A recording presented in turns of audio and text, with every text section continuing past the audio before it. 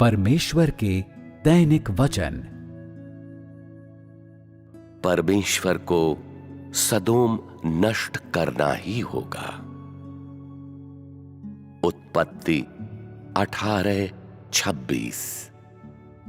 यहोवा ने कहा, यदि मुझे सदोम में 50 धर्मी मिलें तो उनके कारण उस सारे स्थान को छोड़ूंगा। उत्पत्ति 18:29। फिर उसने उससे दोबारा यह कहा, कदाचित वहां 40 मिलें, और उसने कहा, मैं ऐसा न करूंगा। उत्पत्ति 18:30। फिर उसने उससे कहा, कदाचित वहां 30 मिलें, और उसने कहा, मैं ऐसा न करूंगा।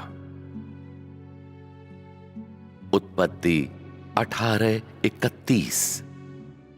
और उसने कहा, कदाचित वहां 20 मिलें, और उसने कहा, मैं उसका नाश न करूंगा। उत्पत्ति 18:32।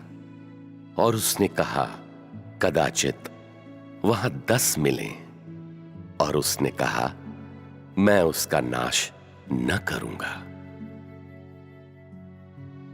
परमेश्वर केवल ऐसे लोगों के विषय में ही चिंता करता है जो उसके वचनों को मानने और उसकी आज्ञाओं का पालन करने के योग्य हैं। ऊपर दिए गए अंशों में कई मुख्य शब्द समाविष्ट हैं। संख्या 1। यहोवा ने कहा कि यदि उसे नगर में 50 धर्मी मिलें तो वह उस सारे स्थान को छोड़ देगा। दूसरे शब्दों में, वह नगर का नाश नहीं करेगा। अतः क्या वहां सदोम के भीतर वास्तव में 50 धर्मी थे? वहां नहीं थे। इसके तुरंत बाद अब्राहम ने परमेश्वर से क्या कहा? उसने कहा, कदाचित वहां 40 मिलें। परमेश्वर ने कहा, मैं नाश नहीं करूंगा। इसके आगे अब्राहम ने कहा, यदि वहां 30 मिलें। परमेश्वर ने कहा, मैं नाश नहीं करूंगा। यदि वहां 20 मिलें, मैं नाश नहीं करूंगा। 10, मैं नाश नहीं करूंगा। क्या वहां नगर के भीतर वास्तव में 10 धर्मी थे? वहां पर 10 नहीं थे, केवल एक ही था। और वह कौन था? वह लूत था। उस समय सदोम में मात्र एक ही धर्मी व्यक्ति था। परंतु क्या परमेश्वर बहुत कठोर था या बलपूर्वक मांग कर रहा था जब बात इस संख्या तक पहुंच गई? नहीं, वह कठोर नहीं था। और इस प्रकार जब मनुष्य लगातार पूछता रहा, 40 हो तो क्या, 30 हो तो क्या, जब वह 10 हो तो क्या, तक नहीं पहुंच गया। परमेश्वर ने कहा, यदि वहां पर मात्र 10 भी होंगे तो मैं उस नगर को नाश नहीं करूंगा, मैं उसे बचा रखूंगा और इन 10 के कारण सभी को माफ कर दूंगा। 10 की संख्या काफी दयनीय होती, परंतु ऐसा हुआ कि सदोम में वास्तव में उतनी संख्या में भी धर्मी लोग नहीं थे। तो तू देख कि परमेश्वर की नजरों में नगर के लोगों का पाप एवं दुष्टता ऐसी थी कि परमेश्वर के पास उसे नष्ट करने के अलावा कोई और विकल्प नहीं था। परमेश्वर का क्या अभिप्राय था जब उसने कहा कि वह उस नगर को नष्ट नहीं करेगा यदि उसमें 50 धर्मी मिलें? परमेश्वर के लिए ये संख्याएं महत्वपूर्ण नहीं थीं। जो महत्वपूर्ण था वह यह कि उस नगर में ऐसे धर्मी हैं या नहीं जिन्हें वह चाहता था।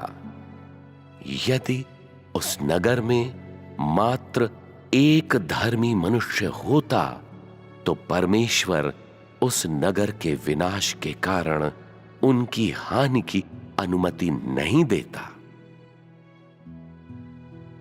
इसका अर्थ यह है कि इसके बावजूद कि परमेश्वर उस नगर को नष्ट करने वाला था या नहीं, और इसके बावजूद कि उसके भीतर कितने धर्मी थे या नहीं, परमेश्वर के लिए यह पापी नगर श्रापित एवं घिनौना था और इसे नष्ट किया जाना चाहिए।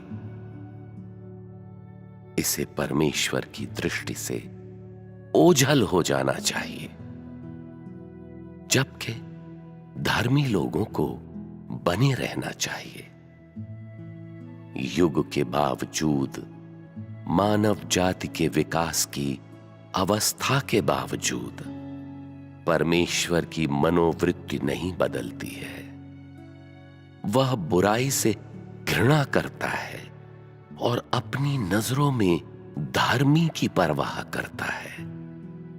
परमेश्वर की यह स्पष्ट मनोवृत्ति ही परमेश्वर की हस्ती, मूल तत्व का सच्चा प्रकाशन है, क्योंकि वहां उस नगर के भीतर केवल एक ही धर्मी व्यक्ति था।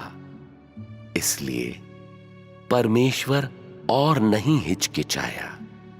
अंत का परिणाम यह था कि सदोम को आवश्यक रूप से नष्ट किया जाएगा। इसमें तुम लोग क्या देखते हो?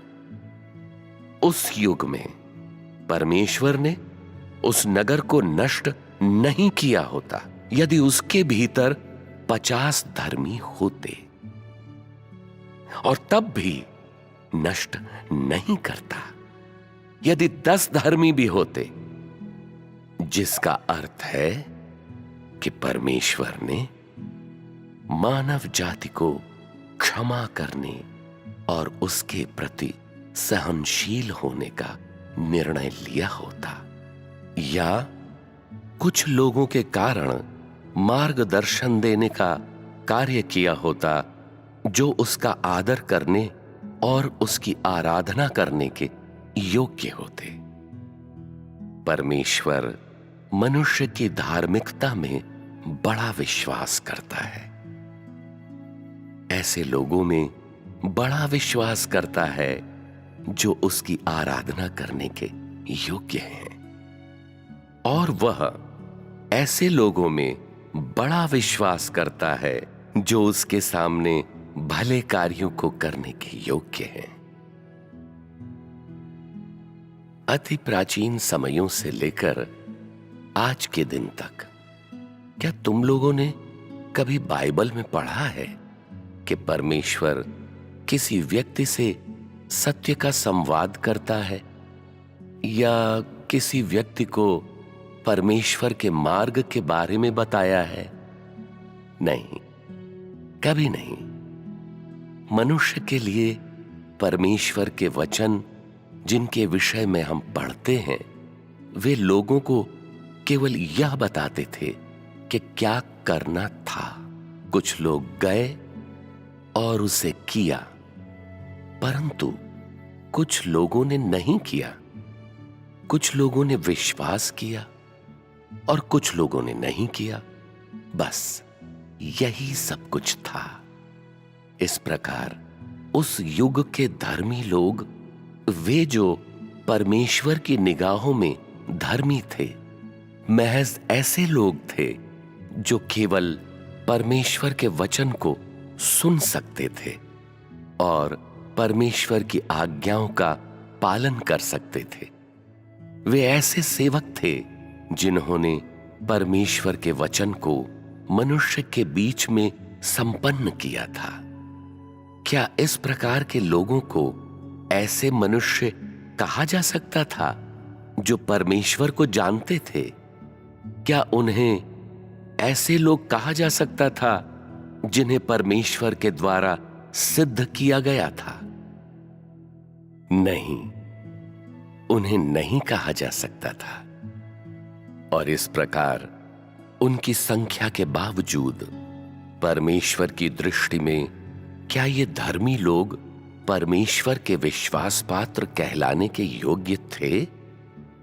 क्या उन्हें परमेश्वर के गवाह कहा जा सकता था? बिल्कुल भी नहीं। वे निश्चित तौर पर परमेश्वर के विश्वास पात्र एवं गवाह कहलाने के योग्य नहीं थे। और इस प्रकार परमेश्वर ने ऐसे लोगों को क्या कहा? बाइबल में पवित्र शास्त्र के उन अंशों तक जिन्हें अभी पढ़ा गया है, ऐसे बहुत से उदाहरण हैं जहां परमेश्वर ने उन्हें मेरे सेवक कहकर संबोधित किया है। कहने का तात्पर्य है, उस समय परमेश्वर की निगाहों में ये धर्मी लोग परमेश्वर के सेवक थे।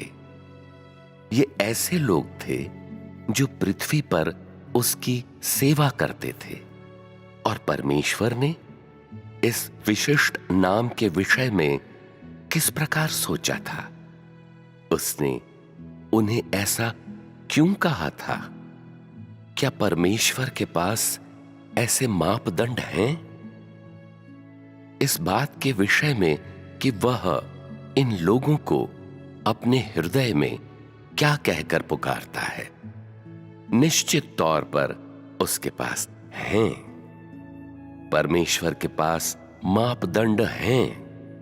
इसके बावजूद कि वह लोगों को धर्मी, सिद्ध, ईमानदार या सेवक कहकर पुकारता है या नहीं, जब वह किसी व्यक्ति को अपना सेवक कहकर पुकारता है तो उसे दृढ़ विश्वास है कि यह व्यक्ति उसके संदेश वाहकों को ग्रहण करने के योग्य है और परमेश्वर की आज्ञाओं का पालन करने के योग्य है। और जिस बात की आज्ञा संदेश वाहकों के द्वारा दी जाती है, वह उसे संपन्न कर सकता है। और यह व्यक्ति क्या संपन्न करता है?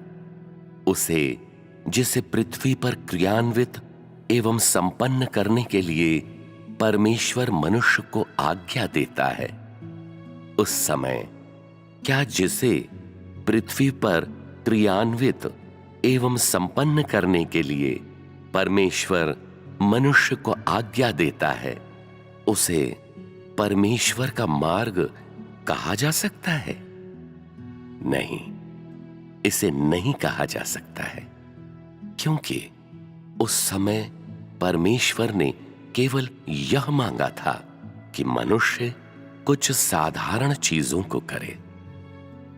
उसने कुछ साधारण आज्ञाओं को बोला था। मनुष्य को केवल कुछ निश्चित चीजें करने को कहते हुए, इससे ज्यादा और कुछ नहीं। परमेश्वर अपनी योजना के अनुसार कार्य कर रहा था, क्योंकि उस समय बहुत सी परिस्थितियां तब तक मौजूद नहीं थीं।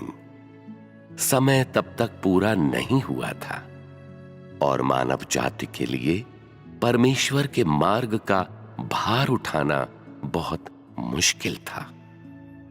इस प्रकार परमेश्वर के मार्ग को अभी उसके हृदय से प्रकट होना था। जिन धर्मियों के विषय में परमेश्वर ने कहा था, वे 20 हों या 30, उन्हें वह अपने सेवकों के रूप में देखता था।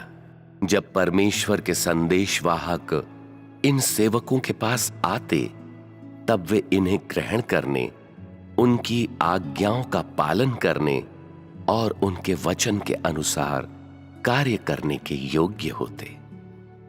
यह बिल्कुल वही था जिसे परमेश्वर की निगाहों में सेवकों के द्वारा किया जाना चाहिए था और उसे अर्जित किया जाना चाहिए। स्वयं के द्वारा लोगों को विशिष्ट नाम देने में परमेश्वर न्याय संगत है। वह उन्हें अपने सेवक कहकर नहीं पुकारता है, क्योंकि वे वैसे ही थे जैसे अब तुम लोग हो, क्योंकि उन्होंने काफी प्रचार सुना था। वे जानते थे कि परमेश्वर क्या करने वाला है। वे परमेश्वर की अधिकांश इच्छा को जानते थे और उसकी प्रबंधकीय योजना को समझते थे, परंतु क्योंकि उनकी मानवता सच्ची थी और वे परमेश्वर के वचनों को मानने के योग्य थे, जब परमेश्वर ने उन्हें आज्ञा दी तो जो कुछ वे कर रहे थे वे उसे दरकिनार करने के योग्य थे और उसे संपन्न करने के योग्य थे जिसकी परमेश्वर ने आज्ञा दी थी।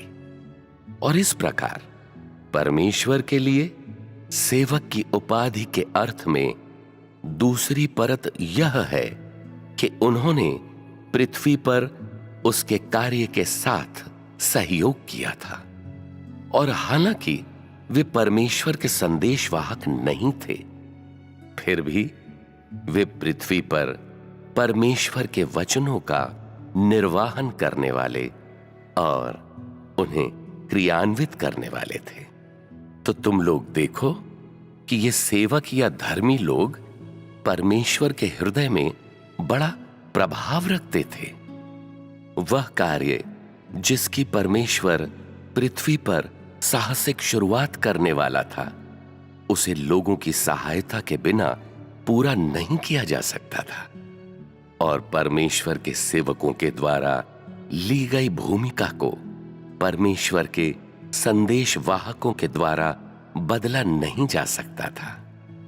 प्रत्येक नियत कार्य जिसकी आज्ञा परमेश्वर ने इन सेवकों को दी थी, वह उसके लिए अत्यधिक महत्व रखता था और इस प्रकार वह उन्हें खो नहीं सकता था।